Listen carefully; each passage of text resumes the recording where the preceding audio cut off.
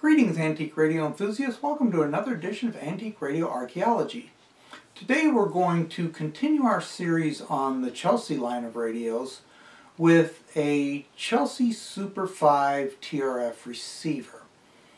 This is the very first TRF receiver that they produced. Every radio up till now has been a regenerative receiver. Now, to understand what a TRF receiver is versus a regenerative receiver, let me explain a little bit about what a regenerative receiver does versus a TRF. So this is a regenerative receiver schematic. And basically what's happening is you have a signal come in on the antenna. It goes through these coils and makes it to this grid leak capacitor. Now, when it hits this grid leak capacitor, it passes through, and you are using these taps here and this variable capacitor right here to tune it to a specific modulated frequency. Now, once you do that, like I said, it passes through and it's going to vary the rate that this thing is getting voltage, and as it does it, it's being reproduced in the plate circuit. Well, that plate circuit is amplifying it, but at the same time it's also passing a signal through this coil here, which is called a Tickler Coil. This Tickler Coil reintroduces that signal back into the circuit, and it's coming back through here only at a little bit higher amplitude. And it just keeps doing that to the point where it gets a lot of gain at this plate. So what that does is that gain is reproduced here at the beginning of this transformer. Now, in a single tube regenerative receiver, this here is strictly an amplifier section. So you really don't need that transformer. You can hook headphones right here and hear that signal. It's actually loud enough to hear through a headphone. Now, in this particular radio, this is the Chelsea Transcontinental ZR4, which was sold to gimbals. This one uses a couple stages of amplification so that you get a better signal at the headphone, and also you can use a loudspeaker. So that's the basic concept of a regenerative receiver. This here is a TRF receiver. This is the Chelsea 125. Now, this is the actual blueprint from a Chelsea Super 5. It was done in 2/2/1925. And the way this works is you've got the signal coming in.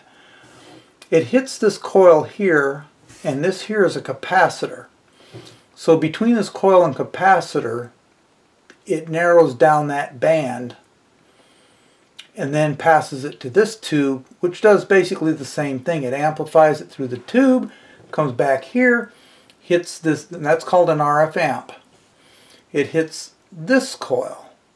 This coil does the same thing along with this capacitor. So this is the first dial, this is the second dial.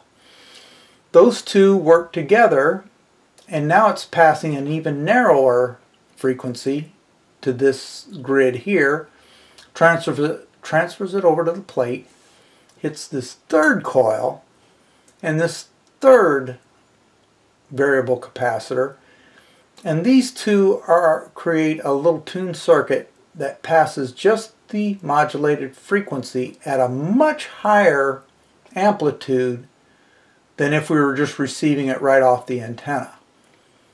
So basically what has happened is this takes the place of the regeneration.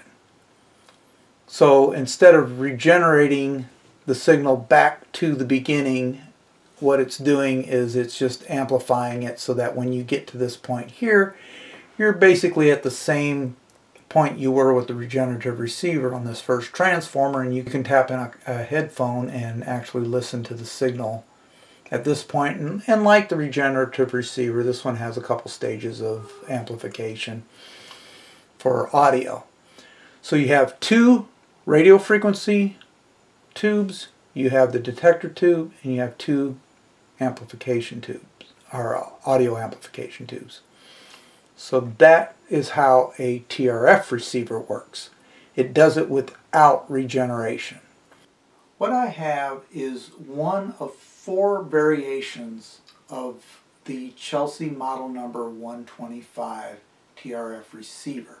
All of them are called Super 5s. All of them share the same electronics, but there are distinct differences in how they were made. First of all, you have a decorative version in which it has kind of a fancy case and it has windowed dials with a wooden face and a metal chassis. You have another one that is a box case, not as fancy. It has the windowed dials, but this has a metal faceplate and it also has a metal chassis. Then you have a wood cased version with a bakelite front panel and the round dials that everybody's familiar with. And that one is open architecture. Inside you have the tubes that kind of look like the Chelsea 122. And then you have the one that we're doing today, which is a wood faceplate with the round dials. And this one actually has a painted metal chassis. So those are the 4 variations of this particular model number.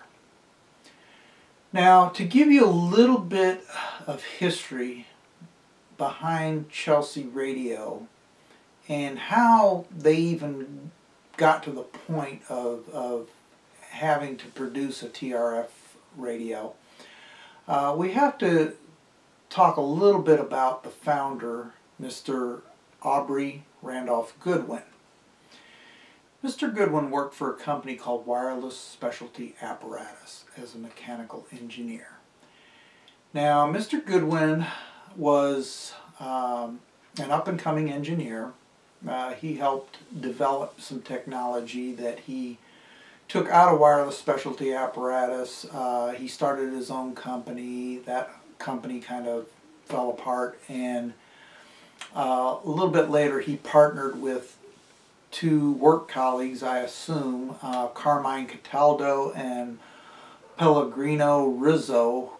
There's not a lot of information on them. The only reason I know about them is they were on a patent that he applied for.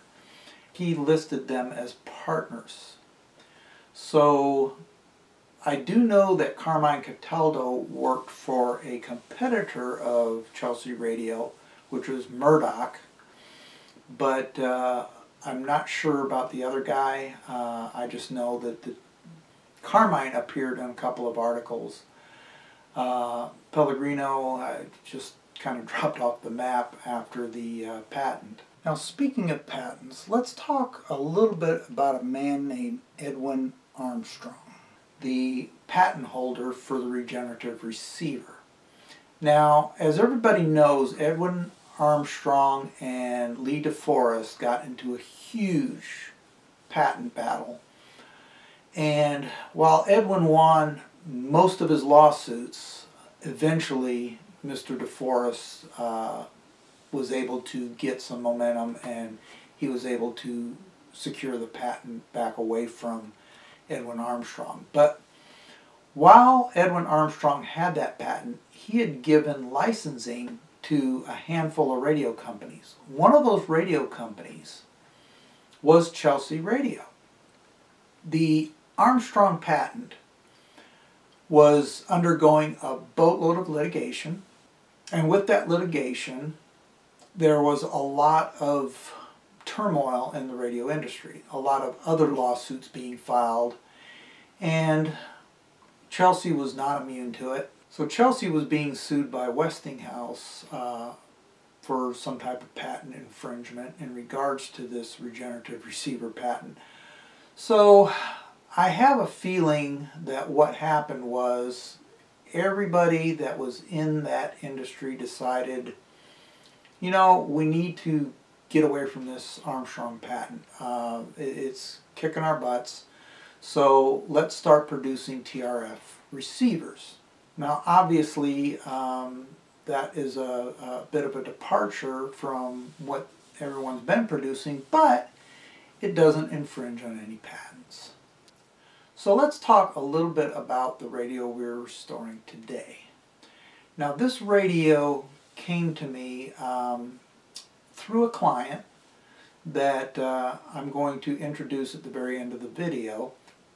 Because of who this client is, I'm going to try and stick to the techniques that were used in producing radios at that time. And I'm going to try and restore this to as original a condition as I possibly can. So, where we're going to go is, I think I'm going to have to break this into several parts. How many parts I'm not really sure right at the moment, but what we're going to do today is disassemble the radio itself and go ahead and get started on the parts cleanup.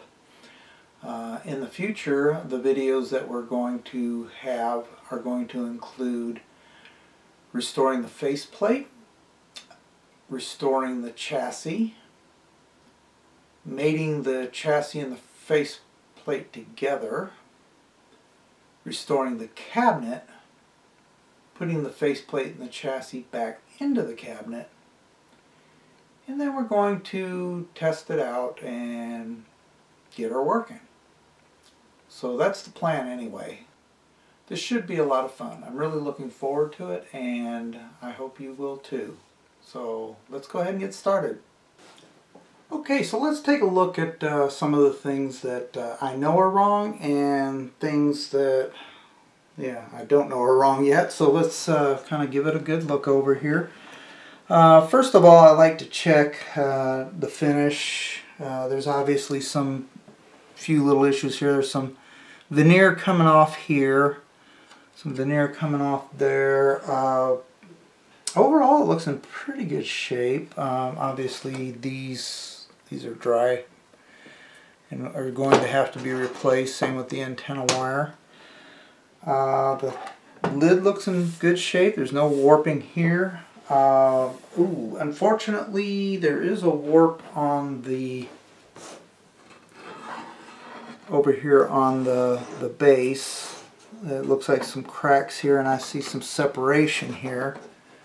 If you kind of look at it, you can see here there's some separation. I can actually put my I can actually pull that off. So yeah, that's going to have to be repaired. Inside we have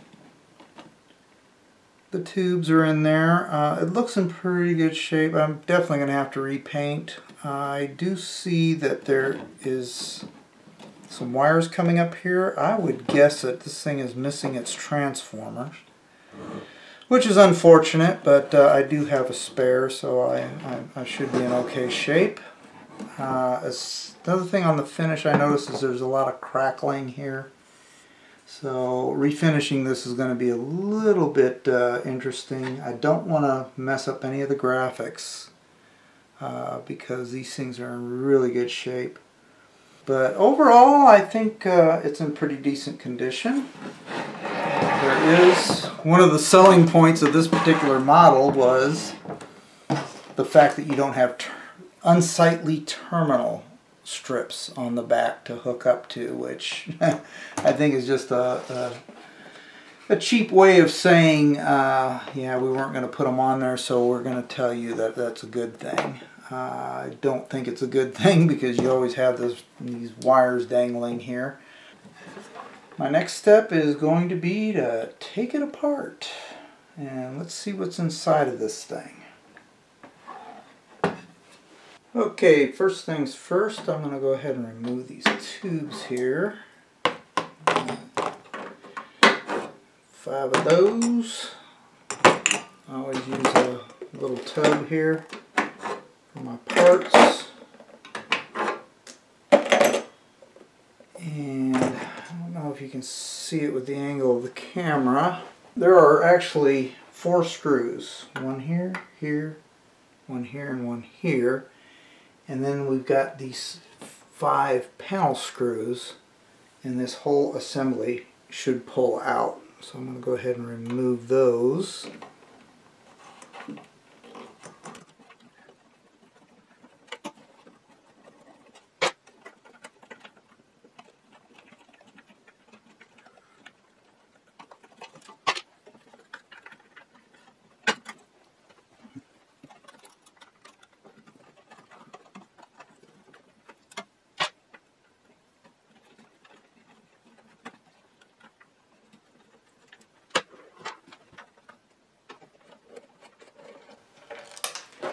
And be careful with these, they do have the little washers that go with it, and a lot of times they'll stick on here but then pop off as you're messing with things. Ooh, that one's kind of falling off there.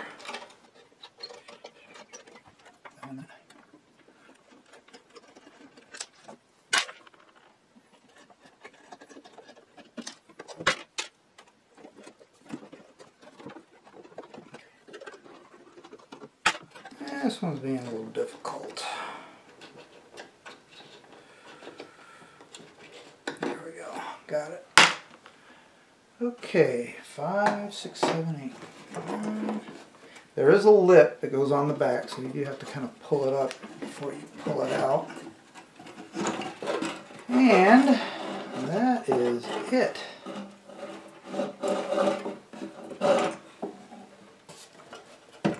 There we have it.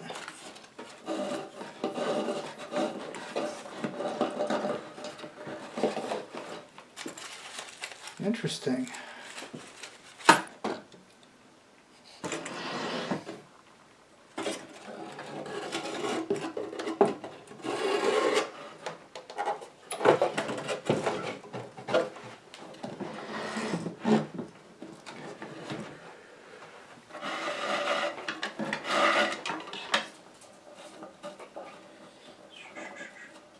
It helps to untie the knot that was put in the cables here. Okay, so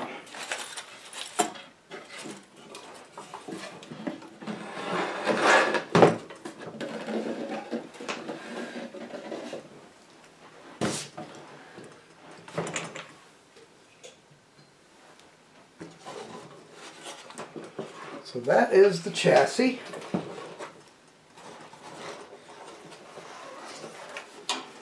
That's what it looks like underneath.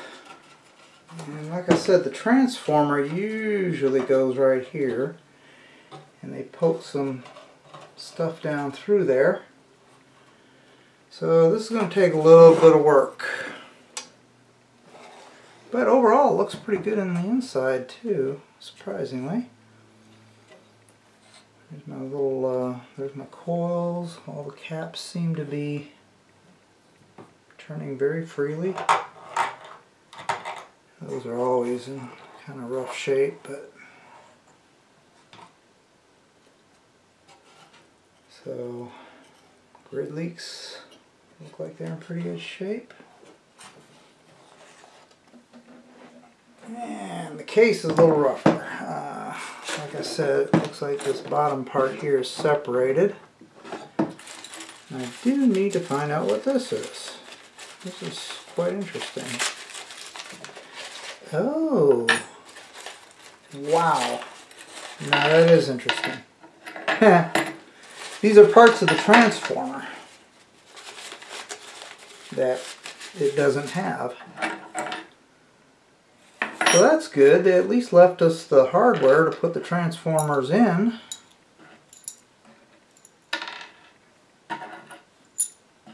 So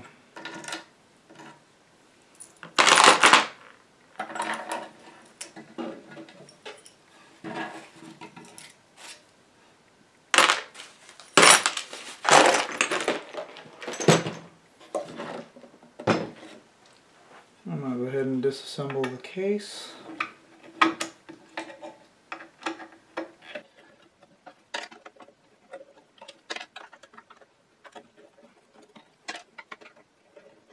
One thing that is missing is on the back here is a placard, and I can see it's got the it does have the nails for the placard right here.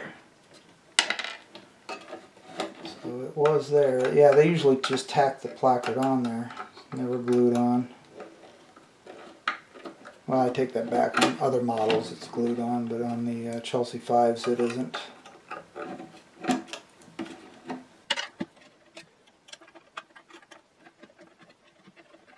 Okay.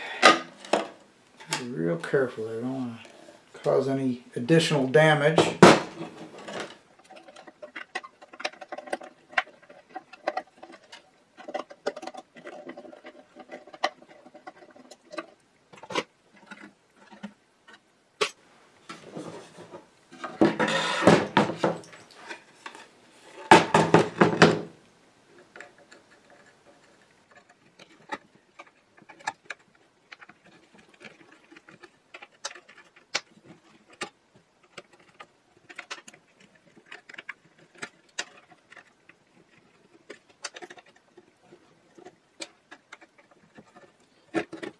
Okay, piano hinges off.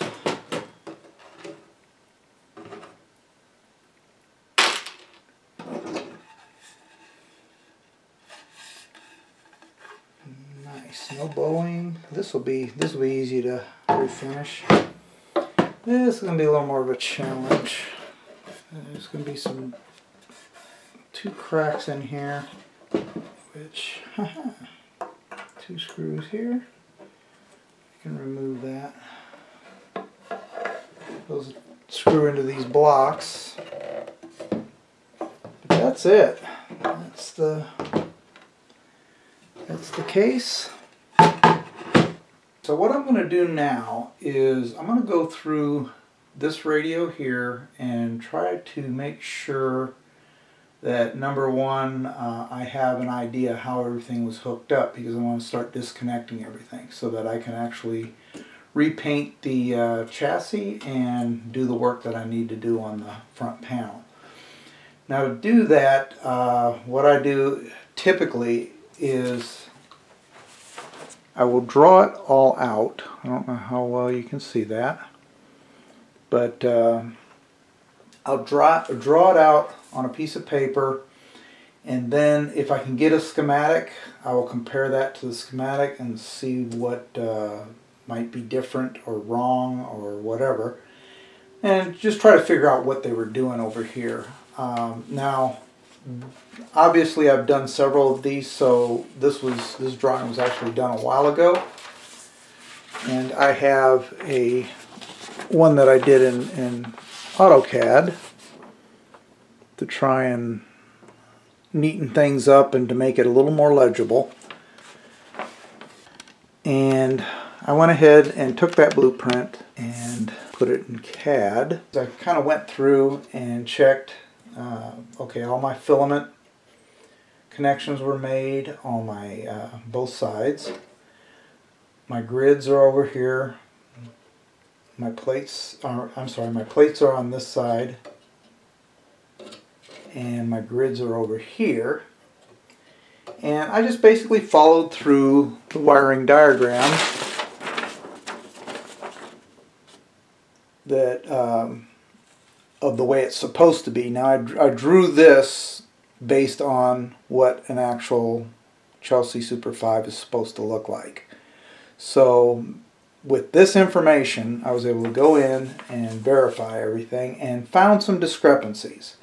And actually, part of radio archaeology is taking these discrepancies that you discover and figuring out what they were doing and why. Now this was disconnected from here, and I didn't know why that was. And then one of the things I discovered was this wire here, which is a wire that goes to the transformer, is hooked to the plate over here when it should actually have been hooked to the grid. From what I can figure out they tried to do was, there was only 4 wires popped out of here. There should have been a total of 8 wires because there's 2 transformers.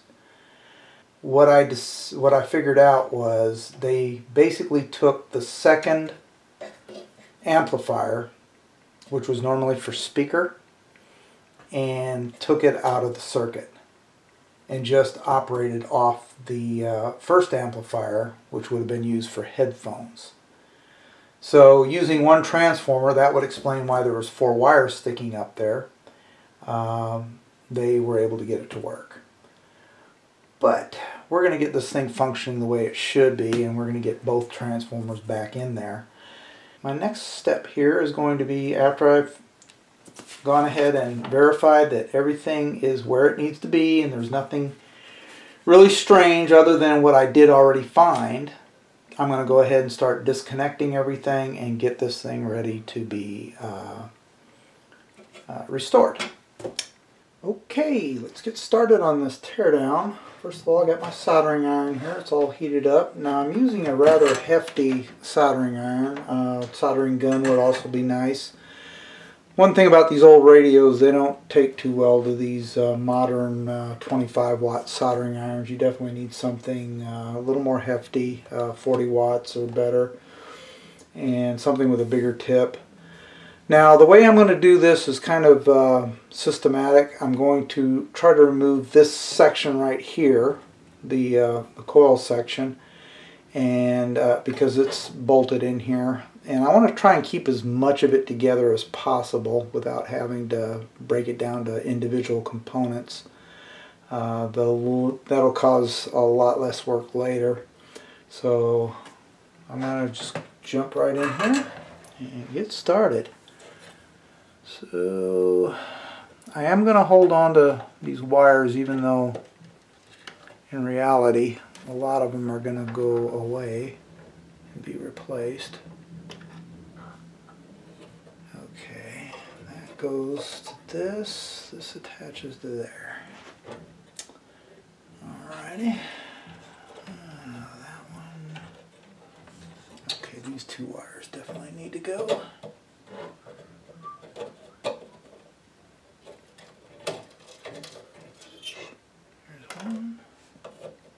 Now, one thing I will mention, I did take a lot of photographs.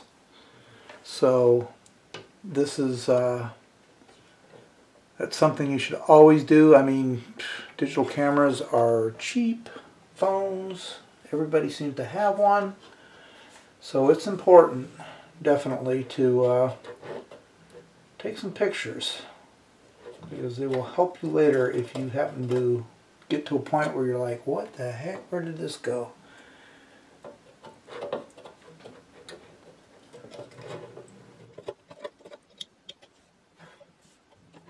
I'm gonna watch this solder suckers help.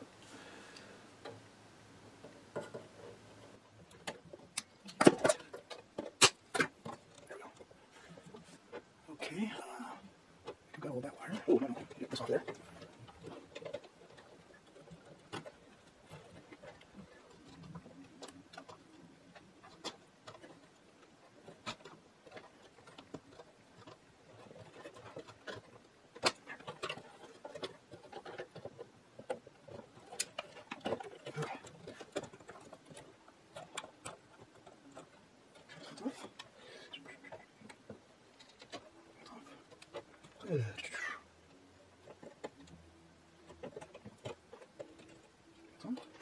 Let me see. I think I've got everything.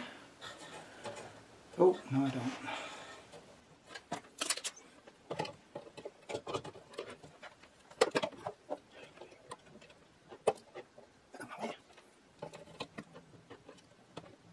Okay, that's disconnected. Oh, let's see.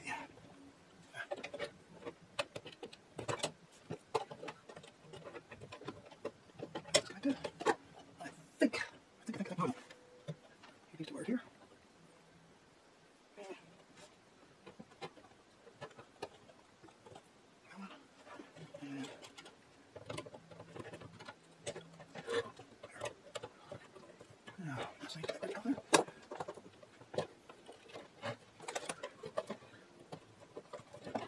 There we go. Okay, I believe I have everything disconnected. Find out real quick.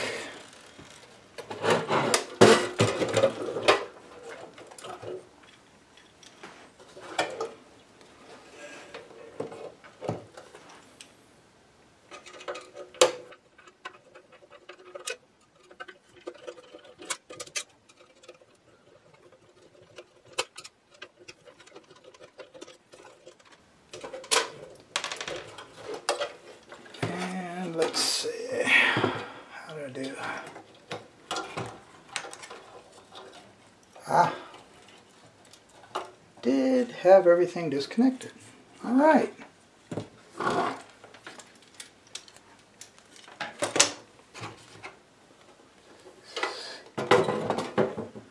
So, there's my coil assemblies, and most of it is intact. There's really nothing I need to do this, so set it aside. Okay, so the next step is going to be to get everything, as much stuff off of here as I can. I'm going to leave a couple of these things on here, but I want to be able to separate the front panel from the chassis. So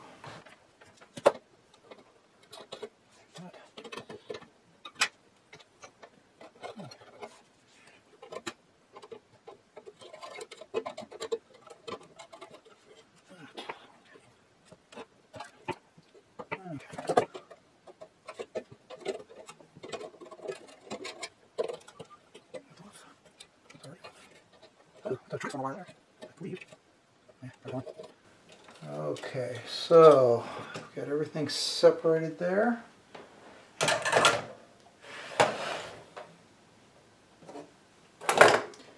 Next step's going to be remove faceplate from chassis.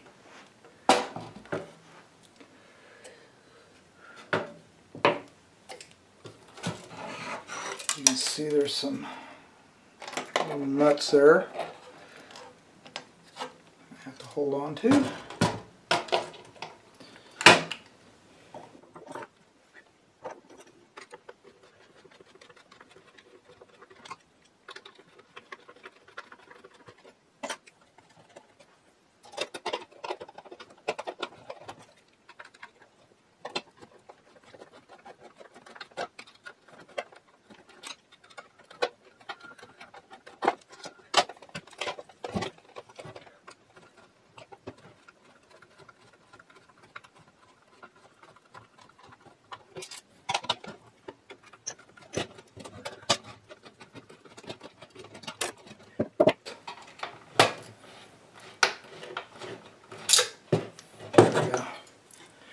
Okay, finally.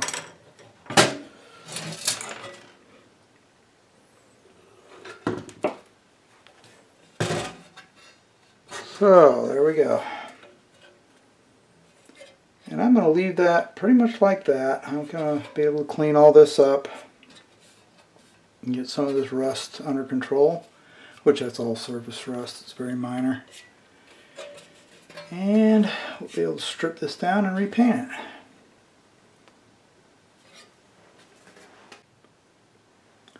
So now all we have left is the front panel, and that should come apart pretty easy.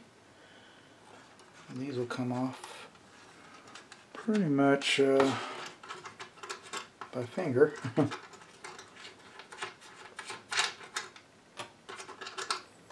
These are our speaker and headphone jacks.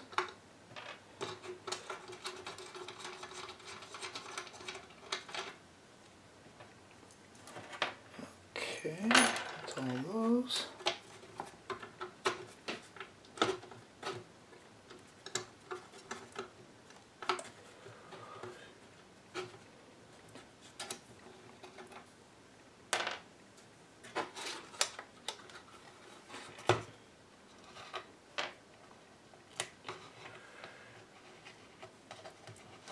They do kind of screw into the wood a little bit, so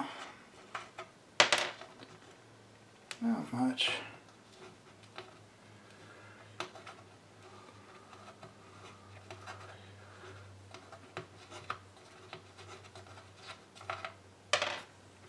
Okay, so those are out. That's all attached.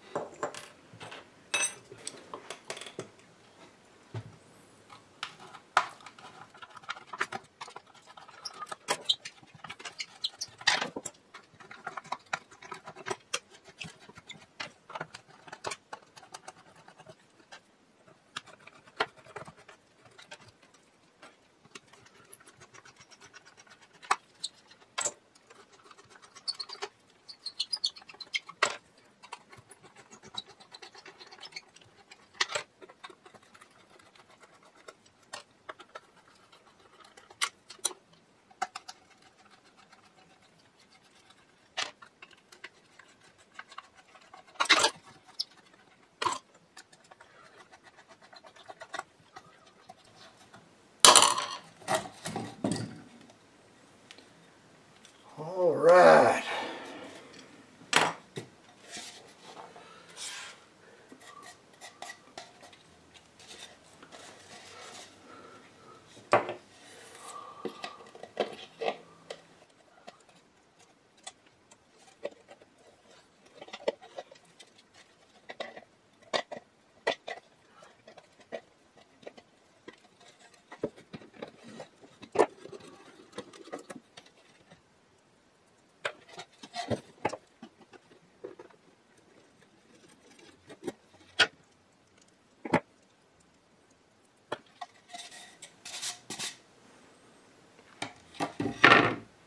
Okay, here we go.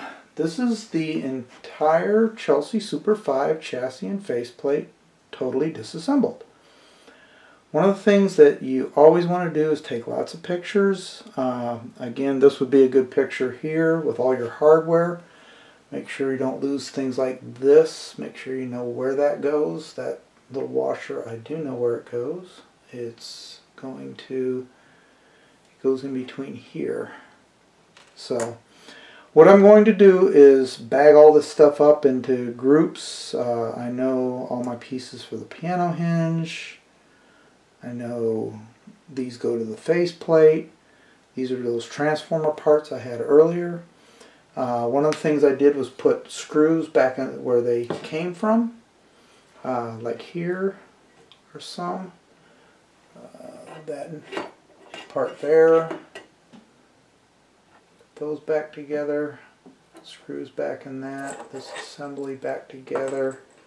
It's important that you keep as much organization as possible because the last thing you want is spare parts when you're done. So you might be wondering why I'm wearing a raincoat.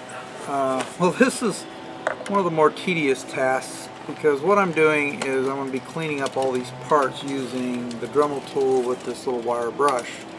Unfortunately, these little wires tend to fly out of here and they will just permeate my clothes. So by wearing a raincoat, it kind of keeps that at bay and makes it a lot easier to clean up later.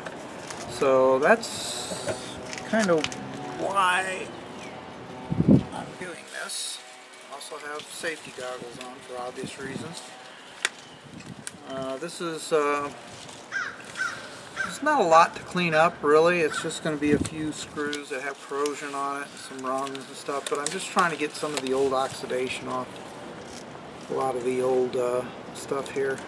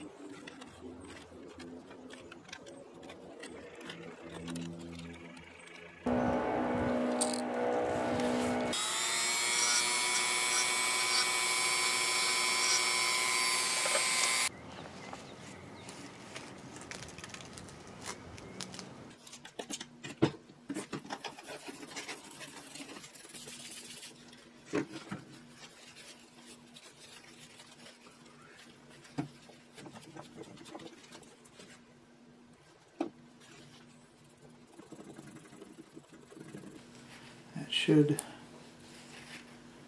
finish the cleaning of the parts. Well, the bakelite is been cleaned up and polished. We're ready for installation. So this concludes part 1 of our 3-part series on the Chelsea Model 125 radio.